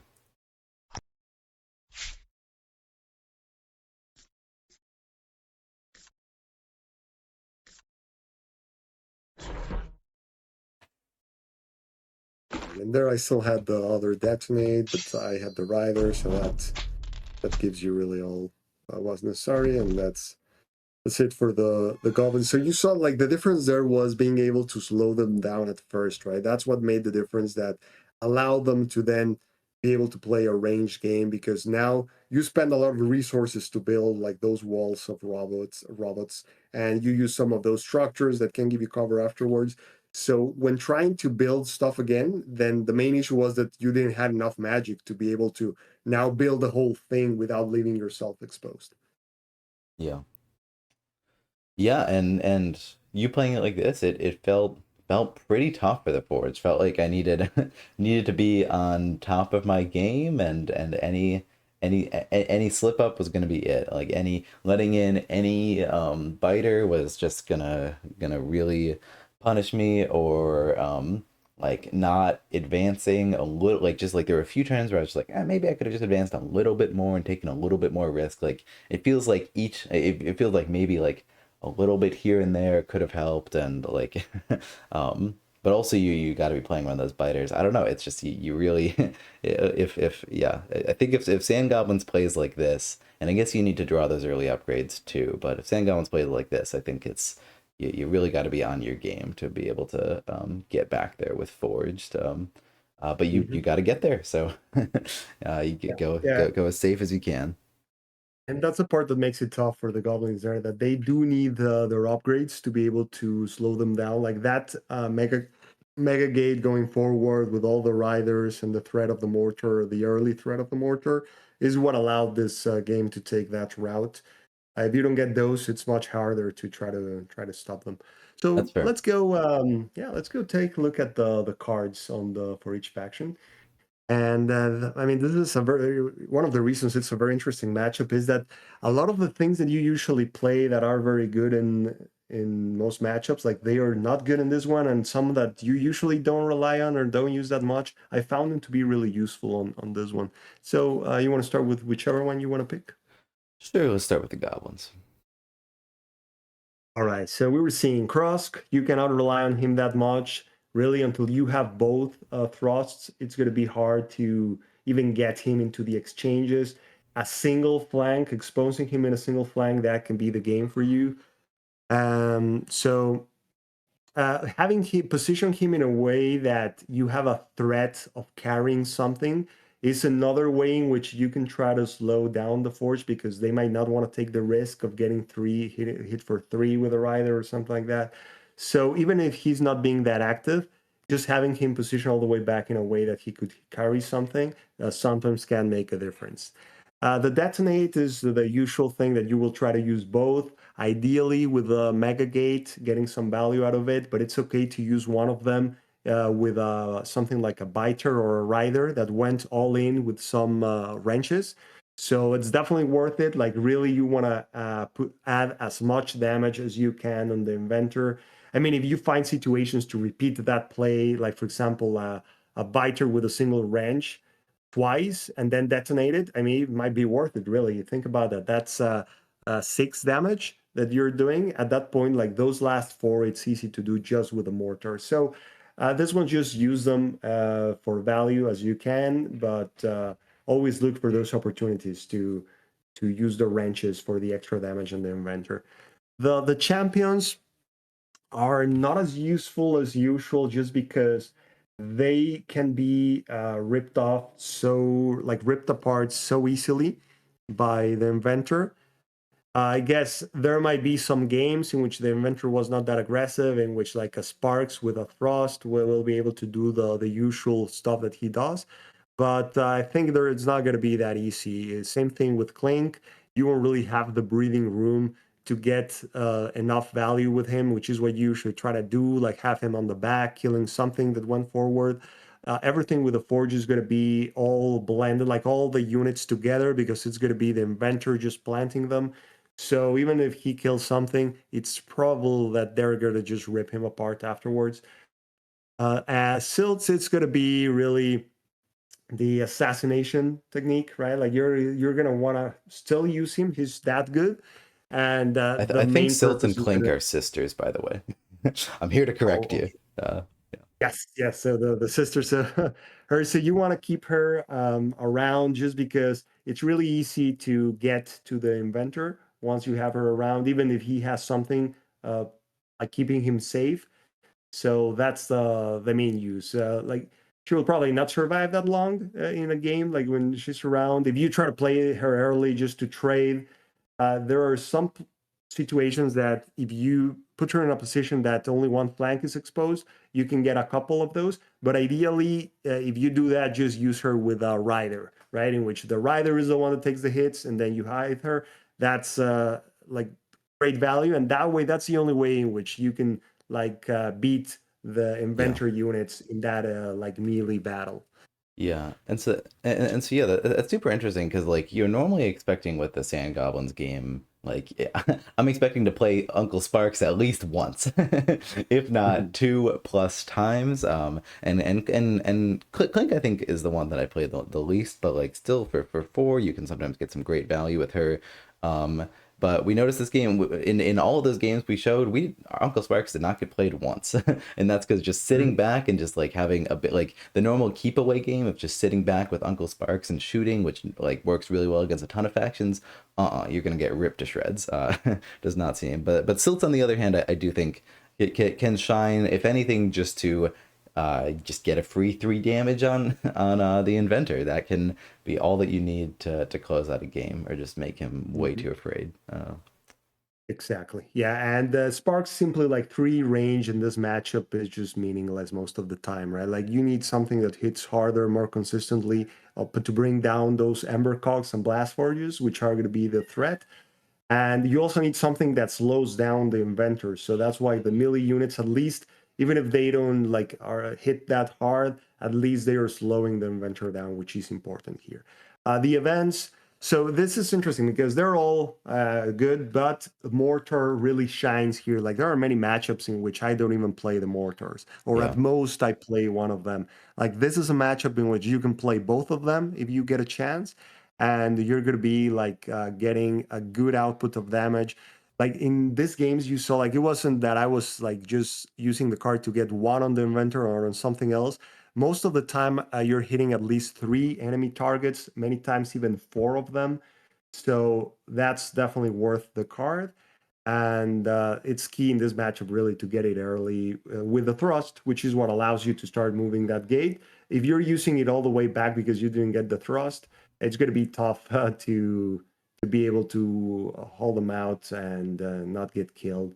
But yeah, so maybe at the beginning of the game, it might be worth discarding aggressively the stuff that is not vital for the matchup, just to try to get those upgrades because they're really important. yeah, The turret upgrade, I mean, it's always playable. It's always worth it. It's not as it doesn't shine that much because the games are not going to be terribly long, and you won't really get that many activations, that much damage of it. But you're still going to be playing both of them. Um, Unless you really need the magic for something else on the second one, as the truth is you cannot really use the one on Krosk effectively unless you already have the second thrust. So at that point, like having it or not on him, maybe it's not that relevant. So it really depends if you have enough magic at that point to slow them down at the beginning of the game, which is the important piece with those riders, which are expensive.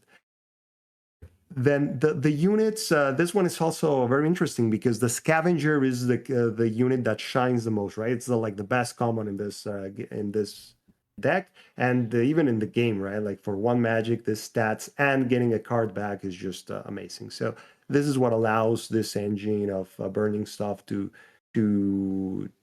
work out properly. But in this matchup, they're not that great. I mean, they're still usable just because you need that 3 melee just to bring down those Ember Cogs, even though they're going to die immediately. Still, you will always try to line things up so that you're getting a kill with it. Ideally, attacking something that has 2 life because you already use like a mortar to bring it down so that you have a high chance of getting the card.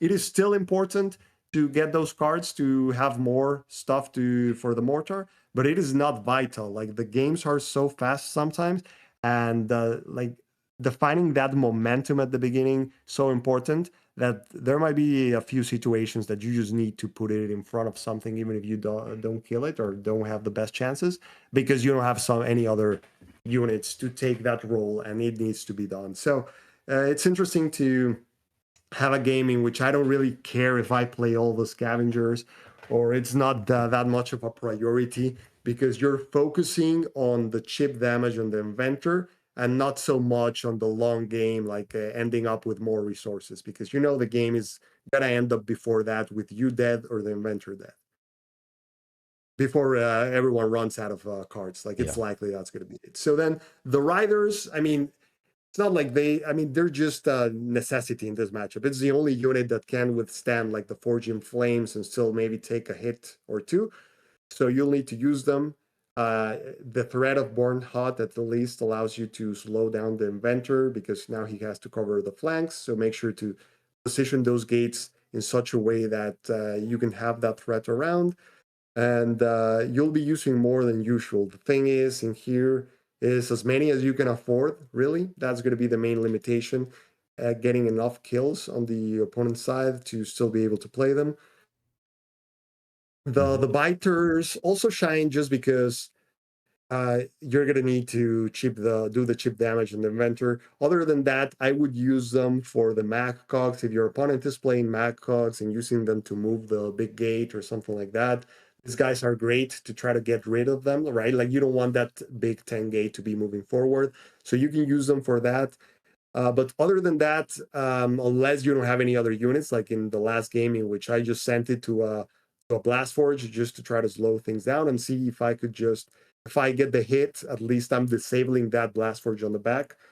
But other than that, um, like I wouldn't trade them to go hit like a number cog or something like that. And Yeah. it will be harder to use them just because of the turrets.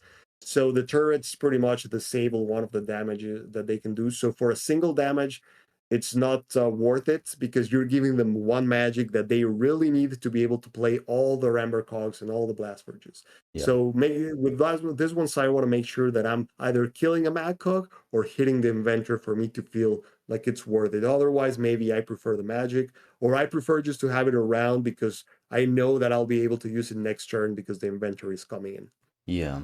And so like Yeah. kind of interesting, like counterintuitively, like if the inventor is sort of playing the game that he should be, you won't be finding those openings for biters because he's going to be protecting himself and he's not really going to be using Madcox. But nonetheless, you still, at least I think you still want to hold on to your biters in case he slips up. Like if he exposes himself, if he plays a Madcog, you want to have that biter to punish. So I don't think you discard biters aggressively. Like you probably want to have at least one in your hand.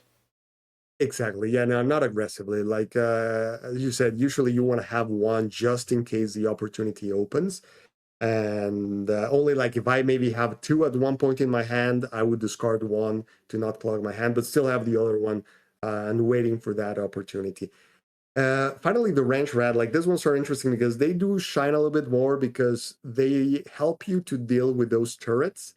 So they take the damage from the turret, still attack, and then they disappear. They take the damage, then they disappear, and then something behind them can attack. So they are good from that perspective, and they are still solid from the perspective that you'll be getting them back on the mega gate, hoping that your plan is just to get it back with detonate or doing the combos with the biters. Whenever that happens, it's a little bit harder, right? Because you need to already have the detonate, but it is still something that they are worth it. Otherwise, like there's always like situations where you might discard one or two if you don't have an immediate use, just to get the magic and keep getting some of the riders to be able to stop them. All right, Yeah. so this covers the goblins. Not sure anything you want to add, or we No, can go to the I think we've gone over it. perfect. So, okay, the forge. So in this matchup, some of the cards like they have the usual value, right? Like the workshops really shine in this one because Yeah. they allow you to, well, in most matches, really. Like the thing with these ones is you try to position them in such a way that they are not exposed, right? So you want them to be behind some of a unit that is gaining the benefit, so that they cannot kill it, destroy it so fast. Because that +1 is really significant, just from the fact that like the units they're going to be sending at you are melee units. They're going to be mostly riders. So this guarantees that you're going to be like destroying them with high certainty. Otherwise, like you need, for example, maybe a 5 out of 5 with your blast forge and the ember. Many times it's just 4 out of 5 because you'll get at least one forge and flame damage. So sometimes like you might still whiff, but with this thing, like you will just be like rolling 7 and 8 dice on the stuff that they have. So you'll be destroying anything. Try to use both of them. So, and just make sure, try to not build it too far back. That's important because otherwise, like once you keep moving forward, it can become irrelevant. So the sweet spot is your third or fourth row so that the unit is in their side, gaining the benefit. Sometimes even like when you just go all in, like you can put it on the enemy side behind the units. That's also the perfect spot for them. So that way they are constantly relevant. The champions in this one are not that relevant just because you'll need a lot of Ember cogs and Blast cogs. So I wouldn't see myself playing the Titan. I don't think Sprocket would only be like the finisher, right? Like that's usually how you use it. Like the enemy sun armor is at 2. He already went all the way back, and then you finish him off with this. But many times, usually they see it coming, so they'll protect against it. So in this matchup, I wouldn't bother unless I'm already in that situation that I can use it. The Helma, I mean, that one, there's a particular scenario where he's good, right? Like if you're going for to the type of attrition game that his ability becomes relevant. But this is probably not going to be that type of match. Like this matchup is with all the chip damage. So I was saying, like you'll probably even like die before that. It gets to that point of an attrition value game, or you're gonna kill them. So um, I would probably just prefer to play all of my Blast Forge and all of my Ember before playing this guy. You might be able to play him if they are throwing a lot of biters that you're getting magic from, like you're getting Hmm. magic maybe from some wrenches that they use just to stop you. The scavengers give you easy magic, like sometimes you don't even need to attack them with Forging Flames. So maybe you just have so much magic that there's a place where this guy is, you'll get a chance to play him and then just like get something back that was about to die. But it's not going to happen that often. Like I wouldn't play thinking that, yeah, I need to play this guy. Then the event. So modular is very strong in this matchup. In general, it's a great card, right? Like you usually, I always play both modulars. It's easy to get a lot of value with it, to protect your blast forges, to protect your embers, to get the double bonus on the workshop. So all those plays, you'll still be looking at going for those. Then the coolant upgrade. This is a very interesting matchup. Like I almost always discard the coolant upgrade. I only like it when I'm using it on champions, right? That's where I feel like I'm really getting value if I'm putting it on one of the champions. But on the units, I almost never find it worthy because when you play the unit, you're getting the value out of it almost immediately. Like the Forging Flames, he's going to attack, and it's likely that those units are going to be dying the next turn. And if they're not dying, they're going to have like 1 or 2 life. So they're going to be 1 hit away from dying. So I don't feel like that +1 life really justifies the card, unless you're also going to be getting the value of the movements. But the thing is, those units that got attacked and are already at 2-3 life, like it's unlikely that you even need to move them. Like you'll probably be able to just attack one more thing and then just die afterwards. So most of the time, I really 90% of the time is 95% of my games I discard this card just to get more magic. But in this game, because of the common units that we'll talk about that you'll be discarding, you're going to be needing a little bit less magic. And because you're going to be against a faction that struggles putting high amounts of damage on your units, that +1 starts making more sense. And because you will also be going against a faction that is going to be running away from you, like just trying to build distance and go from one side to the other, and they have frost and those type of things, being able to move with the units is also relevant. Like you want to be able to kill something with a blast forge, and then if you can move and attack something else, because they will probably not come and just put something in front of him for you to kill, then it makes a difference. So I like playing them in this matchup for my embers, for my blast forge, whatever I feel like I used in the midfield, I kill something, but then for it to keep being relevant, I'll need to move it next turn. So I like using them in this match. You might still need to discard one of them at some point if you need to get to 3 or 4 magic to have enough magic for units. But if you're good on magic, I wouldn't discard it and just put it on my Ember, as it's going to be hard for them to to kill. I would just make sure that I put it on a unit that has a single flank exposed, right? So when you build those robot lines in which they are all adjacent to each other, that's when I like to use it. Not when they have like a couple flanks, because at that point they can still just kill it in a single turn when you're exposing multiple ones. Yep. Finally, the barricades, they still have a place. Just make sure that you don't block the front of the inventor with one of them, because at that point, like they'll probably be happy and just leave it that way and just move somewhere else. So use it for the sides just to protect the front, left or right, after you plant some of your units, for example, so that it's hard for them to kill in a single turn, or just the side, right? But it's sort of playable. But sometimes you might discard one for magic, right? It's not so like it's super important in this matchup, because this one shines when you want to be attacking with the inventor and then putting something forward, and you don't mind like just getting like not being able to move forward, because then you'll move somewhere else. It's going to be harder to achieve this in this matchup, as the inventor is going to be a little bit farther back to not get exposed to attacks. So that's why we saw less situations in which the barricade was shining as they can in other matchups, as it can. So, and then for the units, so it's very interesting in this matchup. We quickly realized like the Mac cogs are almost useless. So I found myself just discarding all of them, really. Like I prefer just to have the magic for all my 2 magic units. So I would say this is kind of like the almost auto discard, unless of course, as always, you have a specific situation in which they're going to give you that less damage, or they're going to protect a position or block something, right? But in the normal scenarios, I would think that they're not worth for the 1 magic. They're not going to be super safe as you are traditionally in other games, putting them a little bit farther back, and they are perfect targets for the biters. So I would just go for magic on these guys. The sentry cogs are still playable because they protect you against the biters. They make them harder to use. Though this one's the key is just not to block your way with them. Make sure that they are perfect for the sides in these ones, but don't put them all the way to the side of the board, because it's easy for them to become irrelevant. But just to protect the sides of the inventor, it's a solid unit, especially the front right or left. That way you can use one of your gates for like the straight left or right of the inventor, and he can be above that so that his attack is still relevant. Yeah. So it's still a solid one. Like maybe you don't play the 4, but you'll probably be playing 2 or 3.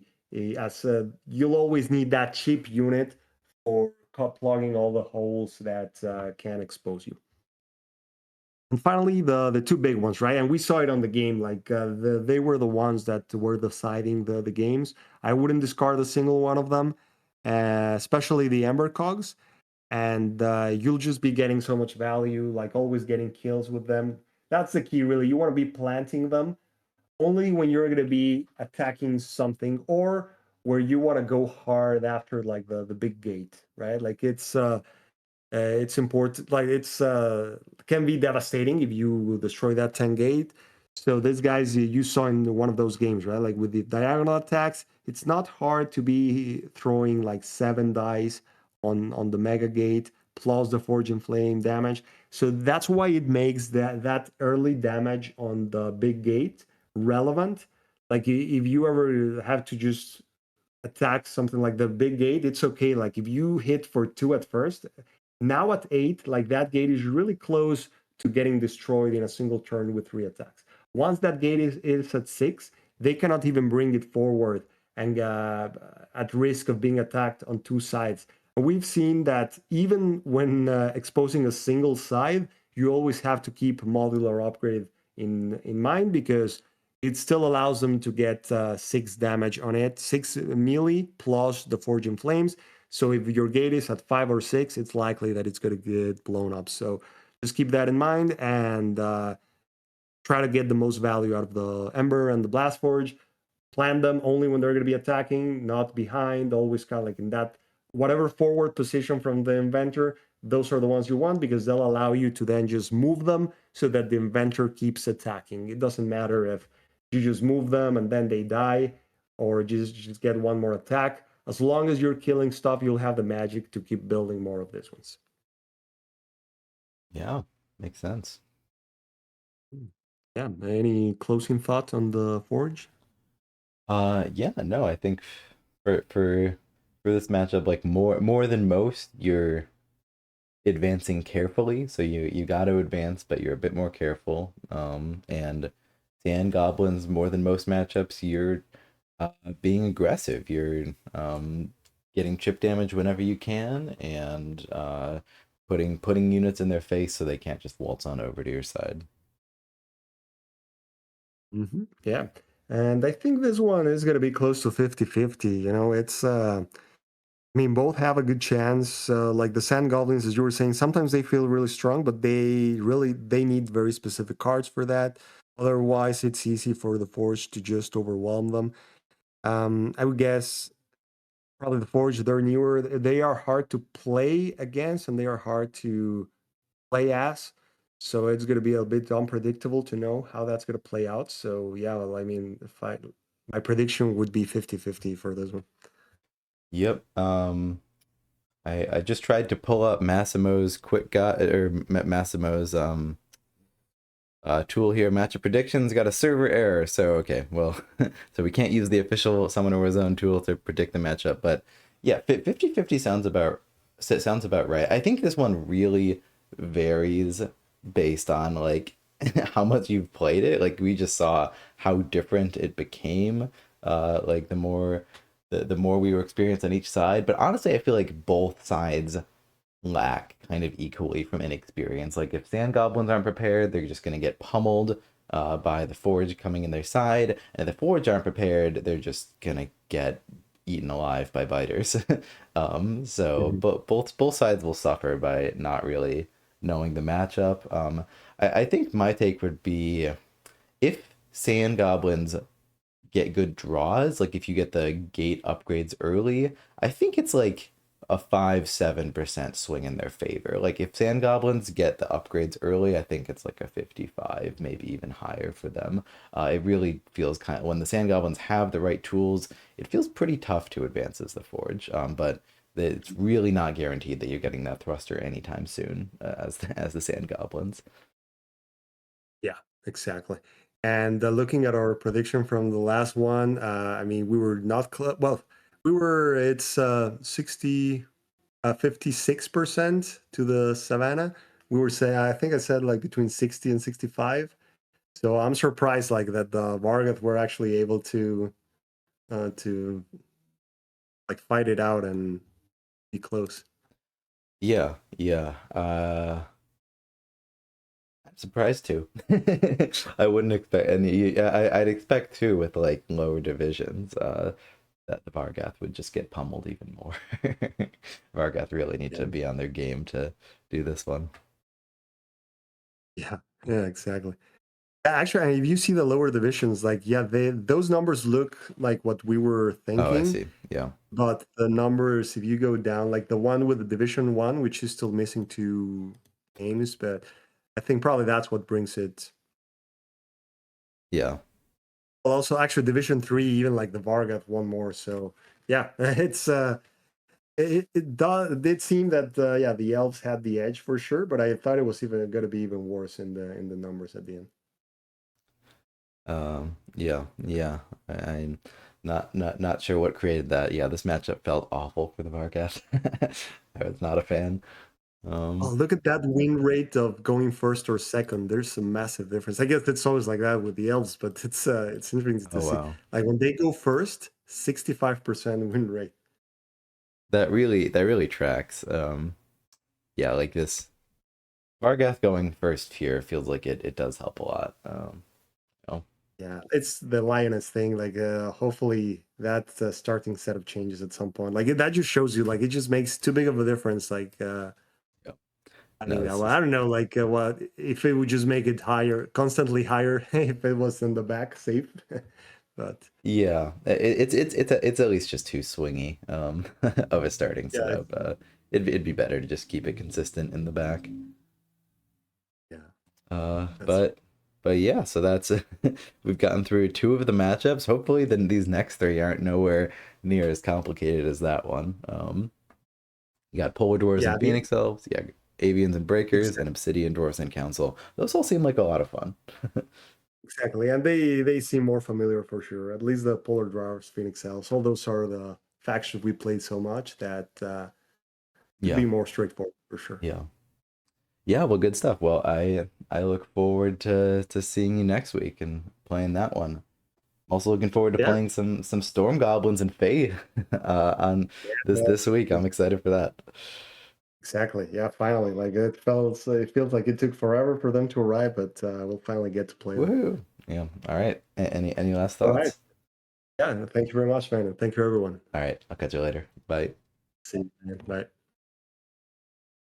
Yeah. I'll see you guys next week for more of this, and I will hopefully be streaming a fair bit with the new factions this coming week. That's going to be a ton of fun. But I'll do it for me too.